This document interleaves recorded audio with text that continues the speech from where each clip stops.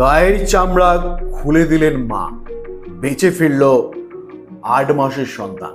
হ্যাঁ, মায়েরা সবটাই পারেন। আর এই কথাটাই যেন প্রমাণ হলো আরো একবার।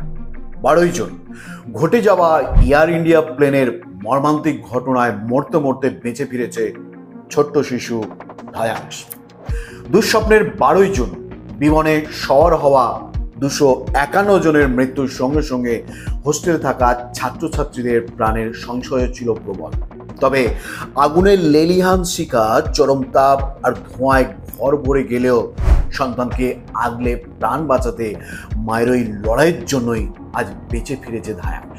আসলে মায়েরা সন্তানের জন্য ঠিক কি কি যে করতে পারে, কতটা সহ্য করতে পারে, কতটা শক্তিশালী হয়ে উঠতে পারে, তা কল্পনার অতীত।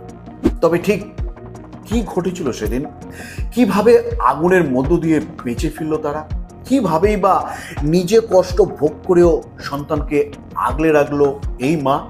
সেই সবটাই জানাবো আজকের ভিডিওতে।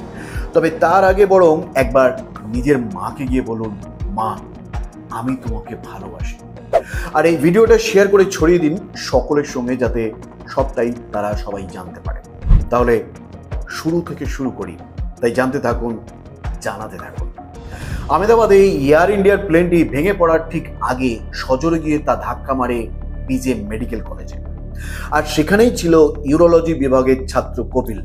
তবে সৌভাগ্যবশত সেই সময় তার ডিউটি ছিল হসপিটালে, কিন্তু হসপিটালে থেকে গিয়েছিল নিজের স্ত্রী আর সন্তান। সংবাদ মাধ্যমকে কপিল জানায়, বিমান ভেঙে পড়লে স্ত্রী মনীষাও আহত হন, কিন্তু আগুনে নিজের শরীরে ছ্যাঁকা দিলেও তার একমাত্র লক্ষ্য ছিল সন্তানকে আগলে সেই মৃত্যুকূপ থেকে বেরিয়ে আসা। শোনা যায়, সেই ঘটনার পর আগুন চারপাশে ছড়িয়ে পড়লেও বেরাবার চেষ্টা ছাড়েনি মনীষা। আগুন তাকে হাজার জ্বালা যন্ত্রণা অনুভব করালেও সন্তানকে বুকে আগলে রেখেছিল সে। কালো ধোঁয়ায় ঢেকে গিয়েছিল গোটা ঘর, তবুও হাল না ছেড়ে বেরোবার পথ খুঁজে চলেছিল শুধু। তার কথায়, বেঁচে ফিরবো বলে কল্পনাও করতে পারিনি। সেই মুহূর্তের ঘটনা আসলে এক অভিশপ্ত অভিজ্ঞতা। মনীষার শরীরের 25% চামড়া ততক্ষণে আগুনের কারণে বিপর্যস্ত।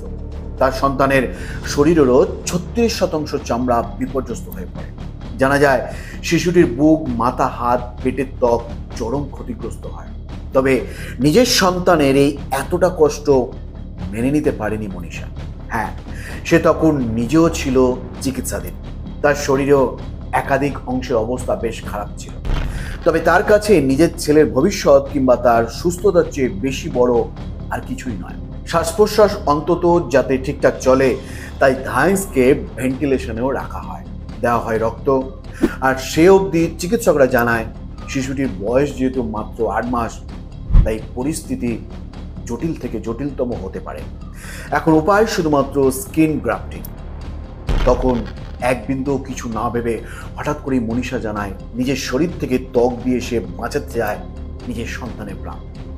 প্রথমে অগ্নিগর্ভ পরিস্থিতি থেকে সন্তানকে রক্ষা করল, আর তারপর সে নিজেই ফের এগিয়ে এলো সন্তানকে বাঁচাতে। শিশুটিকে বাঁচাতে হসপিটালের সকলেই আপ্রাণ চেষ্টা চালিয়ে গিয়েছে। হাসপাতালের চিকিৎসকরা জানায়, মনীষা দেবী এগিয়ে না এলে শিশুটিকে বাঁচানো সম্ভব হতো না। জানা গিয়েছিল, ফুসফুসের একপাশে রক্ত জমাট বেঁধেছিল ধায়াংশের, আর সেই কারণেই তাকে ভেন্টিলেশনে রাখা হয়। প্রায় 5 সপ্তাহ ধরে চলে চিকিৎসা। তবে এত কিছুর পরেও শিশুটির সুস্থতা নিয়ে কিছুতেই নিশ্চিত হতে পারছিলেন না চিকিৎসকরা। তবে কপালে যখন পড়ল চিন্তার ভাঁজ, তখন সন্তানের জীবন বাঁচাতে আরও একবার এগিয়ে এলো জন্মদাত্রী মা। আসলে মায়েরা বোধহয় এরকমই হয়, তাই না? জন্মের সময় থেকে মৃত্যুর আগে অবধি নিজের সবটা দিয়ে আগলে রাখে সন্তান, সবটা উজাড় করে দেয় সন্তানের মঙ্গল কামনায়। না, নিজের প্রাণের তোয়াক্কা করেও না। ব্যতিক্রমী নয় মনীষাও। এই অগ্নিগর্ভ পরিস্থিতি থেকে যখন নিজের সন্তানকে উদ্ধার করলো সে, তখন তারও শরীরে বেশ অনেকটা অংশ পুড়ে গিয়েছে। তবে তাতে বিশেষ তোয়াক্কা না করে বরাবরই চেষ্টা করে গেল সে, কি করে নিজের সন্তানকে সুস্থ করে তোলা যায়। না, সে শুধু এই কঠিন পরিস্থিতি থেকে সন্তানকে উদ্ধার করেনি, তাকে পুনর্জন্ম দিয়েছে। কথায় বলে, এই পৃথিবীতে মায়ের বিকল্প কিছু নেই, হয় না। সত্যি তো তাই। আর এই জন্যই বোধহয় অভিধানে আজও সবচেয়ে দামি শব্দ মা। সো বন্ধুরা, এই ছিল আজকের পরিবেশন। আজকের ভিডিওটি ভালো হলে অবশ্যই একটি লাইক করবেন এবং এই তথ্যটি যাতে সবাই জানতে পারে আপনার পরিচিতদের মধ্যে শেয়ার করবেন। ভালো থাকবেন, সুস্থ থাকবেন। ধন্যবাদ।